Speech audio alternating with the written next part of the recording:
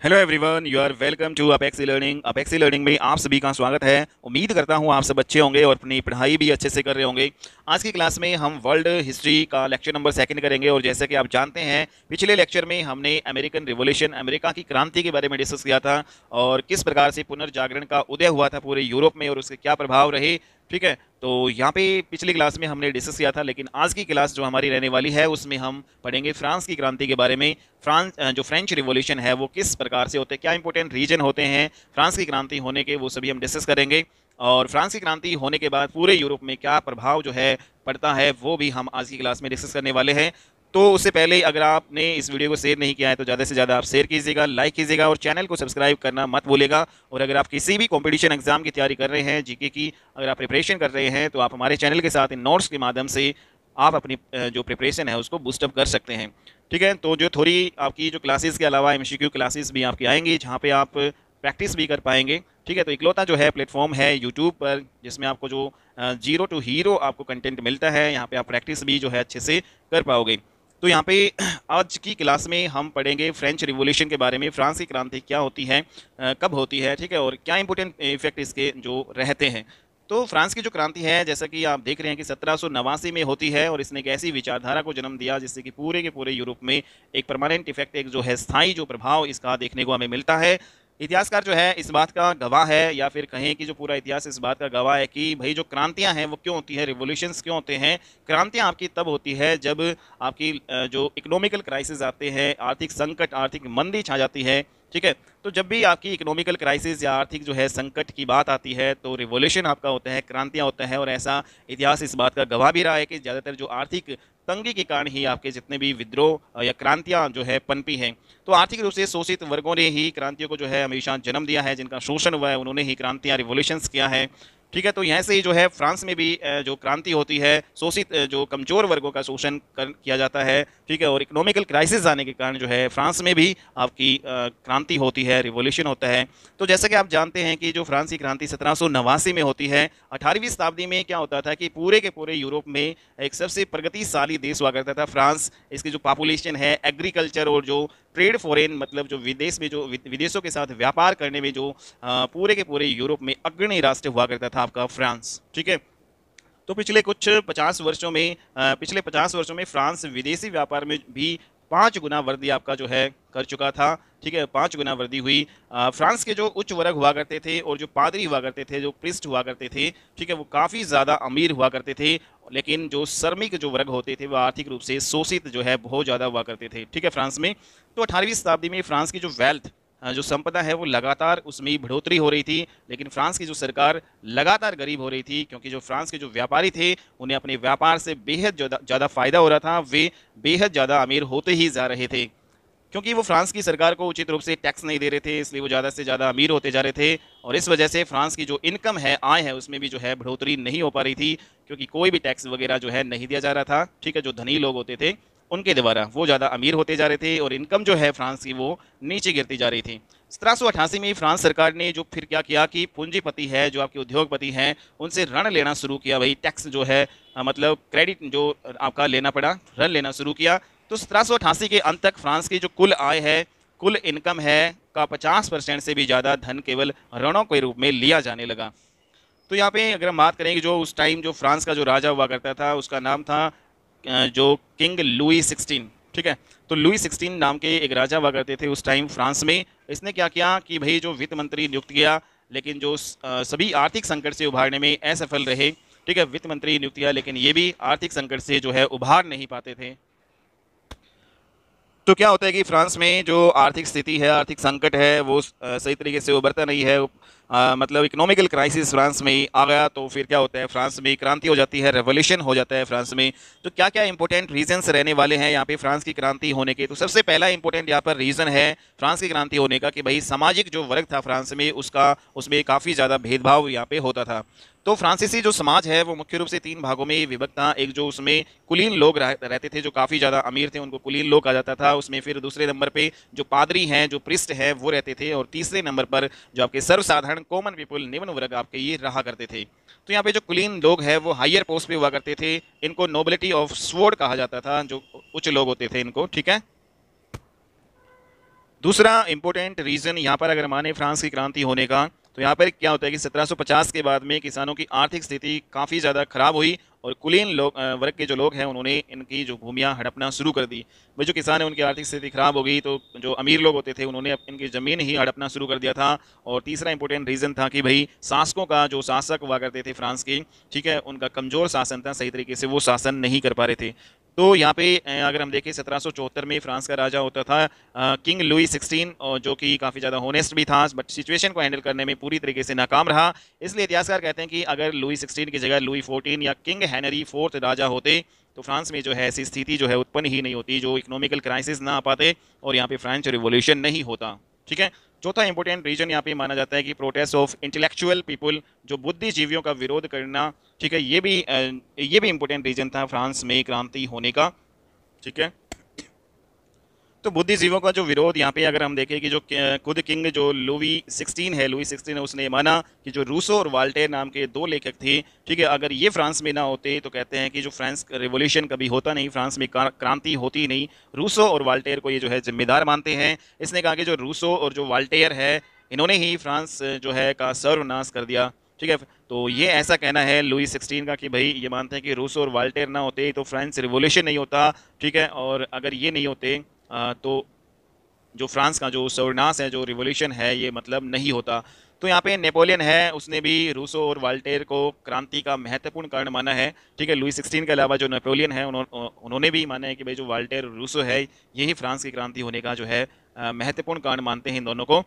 तीसरा जो नेक्स्ट जो यहाँ पे फ्रांसीसी क्रांति में जो दार्शनिक है, जो फिलोसफर्स है, उनकी भूमिका क्या रहती है, क्या इंपॉर्टेंट भूमिका निभाते हैं फ्रांस की क्रांति होने में दार्शनिक जो या वहाँ की जो फिलोसफर है उनकी क्या इंपॉर्टेंट भूमिका रहती है। तो यहाँ पे जो पहला इसमें है मोंटेस्क्यू। मोंटेस्क्यू है, इसी ने फ्रांस की जनता को आकर्षित किया शासन करने के आधुनिक तरीके पर। ठीक है। तो मोंटेस्क्यू जो आपके फिलोसफर होते थे फ्रांस में, तो यहाँ पर इन्होंने जो किस प्रकार से आधुनिक तरीके से किसी देश पर शासन किया जाता है, तो इसने जो काफ़ी ज़्यादा आकर्षित किया जनता को। ठीक है। फ्रांस में उन्होंने एक पुस्तक भी लिखी जिसका नाम था द स्पिरिट ऑफ लॉ। तो द स्पिरिट ऑफ लॉ पुस्तक किसकी है, जो ये आपके दार्शनिक फिलोसफर मोंटेस्क्यू। ठीक है। और इसने कहा कि भाई देश की जो लेजिस्लेचर है, जो विधायिका है और कार्यपालिका और यहाँ पे न्यायपालिका, ठीक है, तो विधायिका, कार्यपालिका, न्यायपालिका, ये तीनों एक दूसरे से पृथक होनी चाहिए, ऐसा कहना था मोंटेस्क्यू का कि अगर ये तीनों के तीनों एक जो व्यक्ति के ही हाथों में होंगे तो वहाँ पर डेफिनेटली लोगों का शोषण होगा ही होगा। तो इन तीनों को जो है पृथक पृथक होना चाहिए, ऐसा कहा था किसने, मोंटेस्क्यू ने, जो कि फिलोसफर थे। दूसरा यहाँ पे जो फिलोसफर आपके थे, जो दार्शनिक वाल्टेयर, इसने क्या कहा, इसने फ्रांस के लिए पुनर्जागरण, धार्मिक सुधार आंदोलन और क्रांति को महत्वपूर्ण बताया। ठीक है। तो वॉल्टेयर है, वो बताते हैं कि फ्रांस के लिए जो पुनर्जागरण, धार्मिक सुधार आंदोलन और क्रांति है वो महत्वपूर्ण है। इसने कहा कि भाई जो चर्च की व्यवस्था है उसका विरोध किया इसने, और जो पादरी है, जो प्रिस्ट लोग हैं, उनकी भ्रष्टता और उनकी चरित्रहीनता का भंडाफोड़ इन्होंने किया था वॉल्टेयर ने। ठीक है। तो इन्होंने कहा कि भाई जो चर्च है उसकी व्यवस्था जो है सही प्रॉपर तरीके से होनी चाहिए, जो प्रिस्ट होते हैं वही शासन ना करें। तो इन्होंने चर्च की व्यवस्था का विरोध किया। पादरियों की जो पादरी लोग होते थे काफ़ी ज़्यादा भ्रष्ट होते थे, चरित्रहीन भी वो होते थे, तो इन सब का जो है भंडाफोड़ किया वाल्टेयर ने। ठीक है। ये इंपॉर्टेंट फिलोसफर रहने वाले हैं। रूसो जो है, इनकी जो एक बुक थी social contract, very very important. Social contract के तहत कहा कि शासक का पद कोई ईश्वरीय देन नहीं है। ठीक है। सूसो ने कहा कि सॉरी यहाँ पे रूसो ने कहा कि जो शासक है, जो फ्रांस का जो राजा है, तो कोई ईश्वरीय जो है देन नहीं है उस पद का। इसने डेमोक्रेसी, जो लोकतंत्र पर काफ़ी ज़्यादा जोर दिया। इसने लिबर्टी, इक्वलिटी और फ्रैटर्निटी, स्वतंत्रता, समानता, बंधुता का विचार दिया रूसो ने। और ये तीनों शब्द जो है, जैसा कि आप जानते हैं, फ्रांस की जो क्रांति से ही जो लिबर्टी, इक्वलिटी एंड फ्रैटर्निटी, स्वतंत्रता, समानता, बंधुता, ये जो तीनों वर्ड हमने अपनी प्रस्तावना में जो है ऐड किए हैं, और ये हमने कहाँ से लिए हैं, फ्रेंच रिवॉल्यूशन, फ्रांस की क्रांति से ही हमने ये लिए हैं। तो यहाँ पे अगर हम जो फ्रांस की जो रिवॉल्यूशन है, फ्रांस की जो क्रांति के फेजेस पढ़ें कि किस चरण में जो है फ्रांस की क्रांति आपकी होती है, तो 4 फेजेस में फ्रांस की क्रांति हम पढ़ेंगे। तो पहला जो फेज़ है उसमें आपका संवैधानिक राजतंत्र आता है 1789 से लेकर 1792। दूसरा जो फेज़ इसमें गणतंत्रवाद, रिपब्लिक आता है 1792 से लेकर 1794। और जैसा कि आप जानते हैं कि जो रिपब्लिक शब्द भी हमने हमारे प्रेम्बल में फ्रांस से ही लिया है। ठीक है। और इसके अलावा जो यहाँ पे जो सेकेंड जो चरण था अल्ट्रा रिपब्लिक, इसको जो है उग्र गणतंत्रवाद जो है भी यहाँ पे कहा है। ठीक है। उग्र गणतंत्रवाद का जो आपका ये चरण माना जाता है अल्ट्रा रिपब्लिक।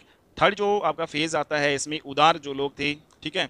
तो 1794 से लेकर 1799 उदार, इसमें लिबरल लिबरल रिपब्लिक जो है इसको कहा गया है। और जो फोर्थ जो चरण है आपका साम्राज्यवादी और तानाशाही 1799 से 1814, और इस जो फोर्थ फेज को नेपोलियन जो युग भी कहा गया, ठीक है। तो फोर्थ आपका जो चरण में ही आपके नेपोलियन आपके थे। तो ये जो इम्पोर्टेंट जो है 4 चरण है फ्रांस के रिवॉल्यूशन में। तो पहला चरण है संवैधानिक राजतंत्र, दूसरा है गणतंत्रवाद, और तीसरा आपका उदार गणतंत्रवाद, और चौथा है साम्राज्यवादी और तानाशाही, ठीक है। तो इन सभी फेजेस को हम वन बाय वन डिस्कस करते हैं। तो पहला जो फेज़ है हमारा, इसमें हम देखते हैं कि जो बस्तील का जो किला से इस क्रांति की शुरुआत मानी जाती है। जो फ्रांस की जो क्रांति है उसका शुरुआत कहाँ से मानी जाती है? बस्तील के किले से।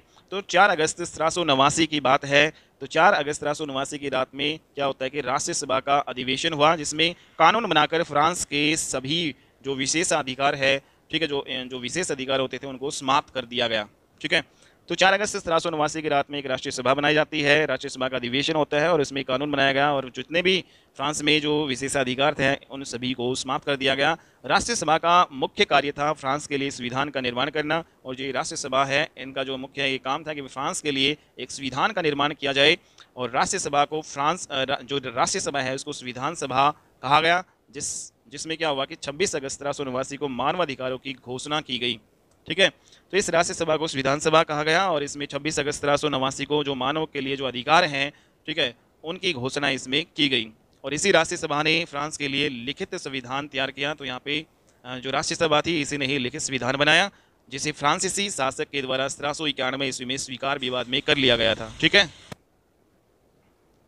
तो यहाँ पे आप देख रहे हैं कि जो राष्ट्रीय सभा है उसने लिखित संविधान तैयार किया, और जो फ्रांसीसी शासक हुआ करते थे उस टाइम, तो 1791 में उसके द्वारा जो है स्वीकार भी कर लिया जाता है इस लिखित संविधान को, जो राष्ट्रीय सभा जो है तैयार करके देती है। तो यहाँ पे जो फ्रांस में शासन प्रणाली राजतंत्र बनी रही, लेकिन कानून बनाने का जो अधिकार है फ्रांस की लेजिस्लेचर, फ्रांस की जो है व्यवस्थापिका को दिया गया था, ठीक है। तो जो शासन की प्रणाली उस टाइम क्या रही, वही राजतंत्र ही रही, ठीक है। लेकिन जो कानून बनाने का अधिकार है फ्रांस के लेजिस्लेचर व्यवस्थापिका को दिया गया। तो फ्रांस की क्रांति का जो सेकेंड फेज हम इसमें पढ़ेंगे उग्र गणतंत्रवाद, जो 1792 से 94 के बीच में।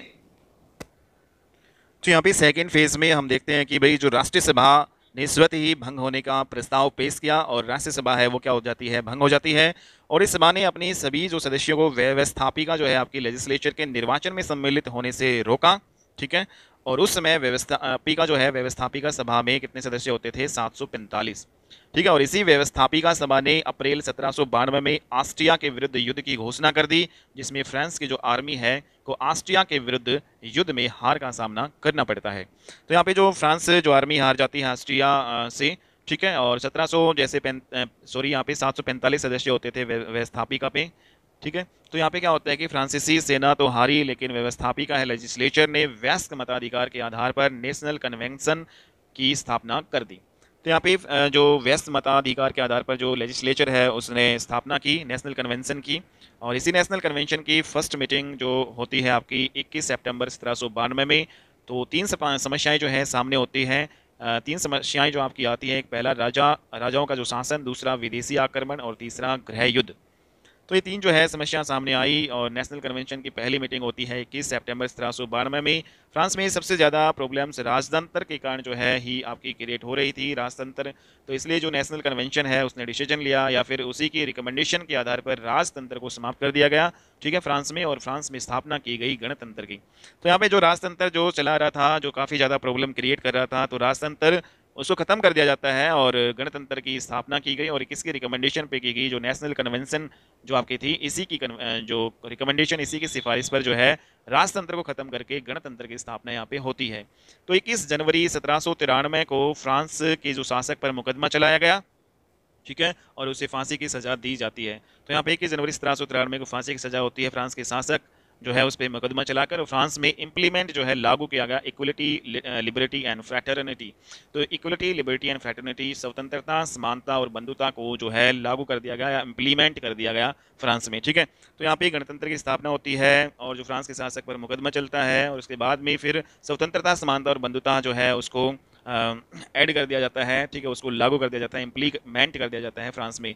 थर्ड जो फेज़ है उसमें हम पढ़ेंगे कि 1794 से 99 तक ये रहता है, और ये कहलाता है आपका उदार गणतंत्रवाद। और इसे नेशनल कन्वेंशन के बाद फ्रांस में डायरेक्टरी का शासन चला, ठीक है। तो जो नेशनल कन्वेंशन के बाद में फिर जो फ्रांस में जो शासन चला किसका, डायरेक्टरी का, और 17 अक्टूबर 1795 से लेकर 19 नवंबर 1799 तक आपका ये शासन चलता है डायरेक्टरी का। ठीक है, फिर नेशनल कन्वेंशन के द्वारा संविधान का निर्माण किया गया, जिसमें 5 सदस्यों का एक कार्यपालिका का निदेशक मंडल आपका नियुक्त किया गया। तो नेशनल कन्वेंशन के द्वारा ही संविधान का निर्माण होता है और 5 सदस्यों का एक कार्यपालिका का निदेशक मंडल जो है नियुक्त किया जाता है। डायरेक्ट जो है काउंसिल नियुक्त की जाती है 5 सदस्यों का। प्रत्येक सदस्य है 3-3 महीने के बाद इसका अध्यक्ष बनता था। ठीक है, जो 5 सदस्य होते थे उनमें जो प्रत्येक सदस्य जो इसका अध्यक्ष बनता था, लेकिन 3-3 महीने के बाद बनते थे, और प्रत्येक वर्ष एक सदस्य का कार्यकाल पूरा होता था, जिसके स्थान पर एक नया निदेशक चुना जाता था। ठीक है, और हर वर्ष एक सदस्य का कार्यकाल जो है पूरा हो जाता था और एक नया सदस्य, एक नया निदेशक उस के स्थान पर चुना जाता था। तो इन्हीं 5 सदस्यों को क्या किया गया, जो ये 5 सदस्य होते थे, इन्हीं को सेना का नियंत्रण दिया गया। सेना के जो अध्यक्ष है उनको नियुक्त करने की पावर दी गई, और युद्ध एवं जो संधि करने का अधिकार जो है भी इन 5 को ही सौंपा गया। ठीक है भाई, जो सेना का नियंत्रण भी आप ही करोगे, अध्यक्ष की नियुक्ति भी आप ही करोगे, युद्ध जो है आप करना है किसी देश के साथ नहीं, या किसी देश के साथ समझौता या संधि करनी है, ये सारे के सारे जो अधिकार है वो इन 5 सदस्यों को दिए गए। लेकिन होता क्या है कि जो ये 5 के 5 सदस्य है वो भ्रष्ट थे, जिसकी वजह से आर्थिक स्थिति और जो है ज़्यादा कमज़ोर होगी, जिसके बजाय बेरोजगारी है वो फ्रांस में ज़्यादा बढ़ती है और उद्योग धंधे है वो आपके ठप हो जाते हैं। तो ये जो है आपके भ्रष्ट निकलते हैं और इस कारण जो है और ज़्यादा स्थिति खराब हो जाती है फ्रांस में। चौथा जो फेज आपका आता है फ्रांस की क्रांति का, राष्ट्र जो साम्राज्यवाद एवं तानाशाही, इसमें जो नेपोलियन का युद्ध हम पढ़ेंगे। ठीक है, और नेपोलियन भी आपके जो 4th फेज से आपके रिलेटेड है। तो क्या होता है कि 18वीं सेंचुरी के अंत में एक ऐसे व्यक्ति का जन्म हुआ जो आधुनिक युग का महान व्यक्ति था। ठीक है, तो नेपोलियन जो आपका था, और ये 18वीं शताब्दी के अंत में जो है इनका जन्म होता है। आधुनिक जो है युग का महान व्यक्ति इनको माना जाता है, और ऐसे ही यूरोप का निर्माता जो है इनको कहा जाता है नेपोलियन को। तो 1795 से 1799 तक राइज ऑफ नेपोलियन, नेपोलियन का उत्कर्ष होता है। नेपोलियन बोनापार्ट, ठीक है, इसके बारे में अगर हम डिस्कस करें तो नेपोलियन है, उन्होंने क्या क्या जो है सुधार किए फ्रांस में। तो यहाँ पे एक जो संविधान का इन्होंने निर्माण किया, एक नया संविधान जो है बनाया, और दूसरा इसने इंपॉर्टेंट काम किया, राजनीतिक कुछ सुधार किए। इसने प्रशासन का जो केंद्रीकरण कर दिया, सेंट्रलाइजेशन कर दिया एडमिनिस्ट्रेशन का। ठीक है, और एक नया संविधान का निर्माण इन्होंने किया। आर्थिक सुधार भी इन्होंने किए, जो कर की जो प्रणालियां हैं उनमें सुधार किया। बैंक ऑफ फ्रांस की इन्होंने स्थापना की नेपोलियन ने। सड़क और बंदरगाह है उनका निर्माण करवाया गया इनके द्वारा। कुछ आर्थिक जो है धार्मिक सुधार भी इन्होंने किए। सरकार एवं चर्च के विवाद को इन्होंने खत्म करने के लिए 1801 ईस्वी में पोप और नेपोलियन के बीच में एक संधि होती है, जिसको कॉनकोर्डेट की संधि कहा जाता है, ट्रीटी ऑफ कॉनकोर्डेट।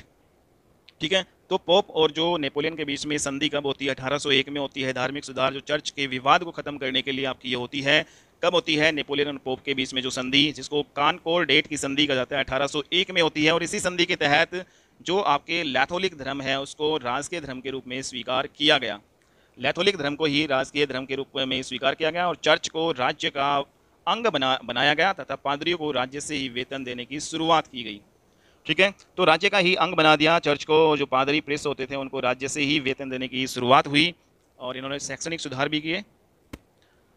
तो शैक्षणिक सुधार में इन्होंने जो है इंपॉर्टेंट काम किया कि भाई जो धर्मनिरपेक्ष शिक्षा की बात की गई, इसके द्वारा सेक्युलर एजुकेशन की बात की गई। ठीक है, धर्मनिरपेक्ष शिक्षा जो है इन्होंने जो है की, और प्राथमिक विद्यालय विश्वविद्यालयों की स्थापना इन्होंने करवाई। धार्मिक संस्थानों में स्त्री जो है शिक्षा भी जो है शुरू की गई इनके द्वारा।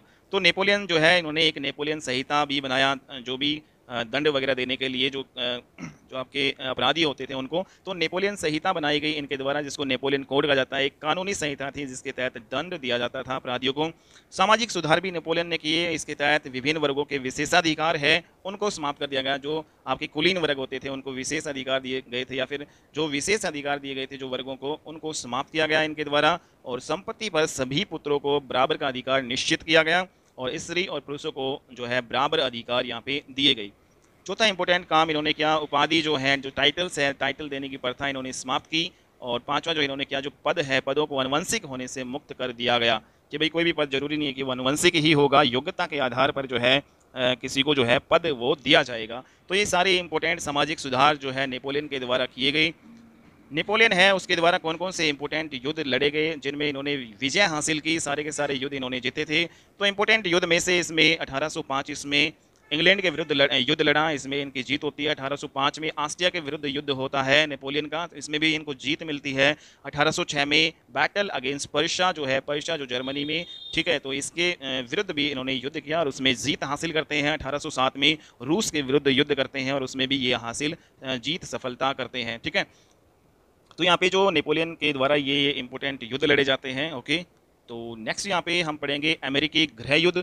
अमेरिका जो है उसमें सिविल वार छिड़ जाता है, तो किस प्रकार से जो है ये होता है, क्या इंपॉर्टेंट रीजंस रहते हैं। तो यहाँ पे मेन जो रीजन इसमें क्या था, सबसे बड़ा कारण था अमेरिका से दास प्रथा का उन्मूलन या अंत।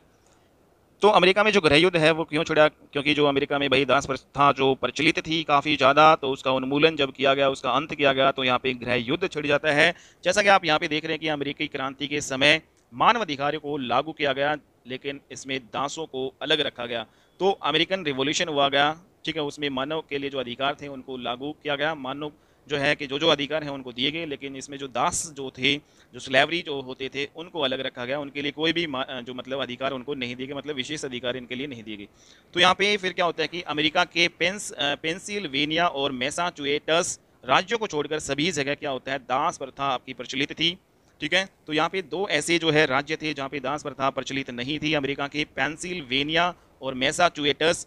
इन राज्यों को छोड़कर अमेरिका के जितने भी राज्य थे उन सभी जगह दास प्रथा है वो काफ़ी ज़्यादा प्रचलित थी। लेकिन जो औद्योगिकरण आपका हुआ, इंडस्ट्रियलाइजेशन हुआ, औद्योगिकरण बढ़ने से वेतन प्राप्त श्रमिकों की मांग बढ़ी और दासों की मांग है वो क्या होती है भाई, कम होती है। तो जैसे इंडस्ट्रियलाइजेशन जो आपका आता है, औद्योगिकरण आता है, तो क्या होता है भाई, उसमें ज़्यादा से ज़्यादा श्रमिकों की मांग होती है, दास हैं, फिर उनकी मांग धीरे धीरे कम होने लगी। तो क्या होता है कि नदन जो अमेरिका है उसकी इकोनॉमी डिपेंड थी इंडस्ट्रियलाइजेशन पे, मतलब जो आपके औद्योगिकरण इंडस्ट्री जो है उसके ऊपर ज़्यादा डिपेंड थी, ठीक है। जो नॉर्थ अमेरिका है उसमें उसकी इकोनॉमी किसके ऊपर डिपेंड थी, वहाँ पे इंडस्ट्री उद्योग वगैरह थे उनके ऊपर डिपेंड थी। जबकि जो साउथ अमेरिका है उनकी इकोनॉमी किसके ऊपर डिपेंड थी, एग्रीकल्चर, कृषि पे जो है इनकी इनकम डिपेंड थी, इनका जो ठीक है वेतन जो जो भी है इनकी यहाँ पे इकोनॉमी जो है इनकी डिपेंड करती थी एग्रीकल्चर पे, साउदर्न अमेरिका की। तो यहाँ पे क्या होता है कि 1787 में नदर्न अमेरिका में दास प्रथा को समाप्त कर दिया गया। क्यों कर दिया गया नदर्न अमेरिका में, क्योंकि यहाँ पे जो इनकी जो इकोनॉमी किसके ऊपर डिपेंड थी, केवल और केवल उद्योगों के ऊपर डिपेंड होती थी, और उद्योगों में श्रमिकों की जरूरत होती थी, दासों की इतनी जरूरत नहीं होती थी, ठीक है। तो यहाँ पे दासों की मांग है वो कम होती है। 1787 में दास प्रथा को समाप्त यहाँ पे किया गया नदर्न अमेरिका में, और इसी वजह से सदर्न अमेरिका जो है में जो स्टेट थे, ठीक है, जो सदर्न स्टेट थे, जो साउथ में जो राज्य थे अमेरिका के साउथ में, तो वो काफ़ी ज़्यादा यहाँ पे नाराज़ होते हैं कि भाई दास प्रथा का आपने अंत क्यों किया। तो स्वतंत्रता के बाद अमेरिका में एक यूनिटरी लेजिस्लेचर, एक संघीय व्यवस्थापिका की स्थापना की गई। तो जब अमेरिका जो है स्वतंत्र होता है, ठीक है, उसके बाद में अमेरिका में संघीय व्यवस्थापिका यूनिटरी लेजिस्लेचर की स्थापना की जाती है। अमेरिका का पश्चिमी क्षेत्र जो होता है अमेरिकी संघ में शामिल होना शुरू हुआ, ठीक है।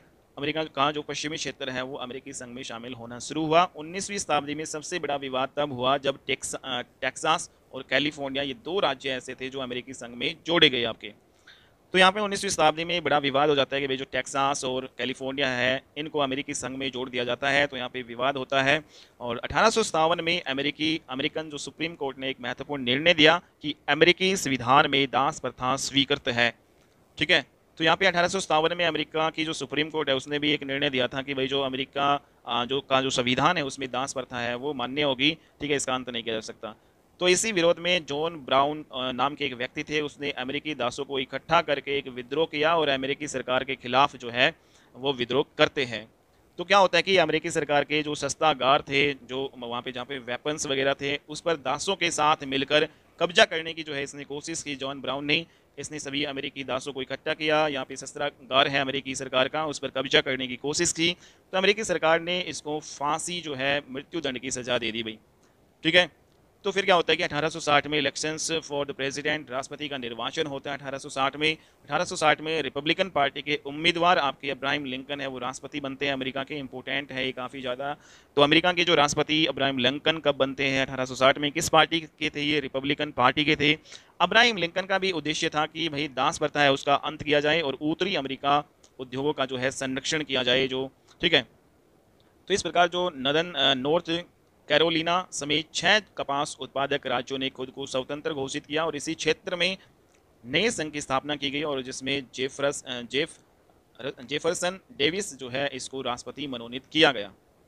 ठीक है। तो यहाँ पे जब अब्राहम लिंकन है उत्तरी यहाँ पे इधर मतलब राष्ट्रपति बनते हैं उत्तरी नदन अमेरिका में, ठीक है। और उनका उद्देश्य यही था कि भाई किसी न किसी तरीके से जो दास प्रथा है उसका अंत किया जाए, उद्योगों को जो है संरक्षण किया जाए, ठीक है। तो नदन जो कैरोलिनास में जो 6 कपास उत्पादक राज्यों ने खुद को स्वतंत्र घोषित किया और इसने जो एक नया संघ बनाया और इसके जो राष्ट्रपति बना दिए गए जेफरसन डेविस जो है को बना दिया गया।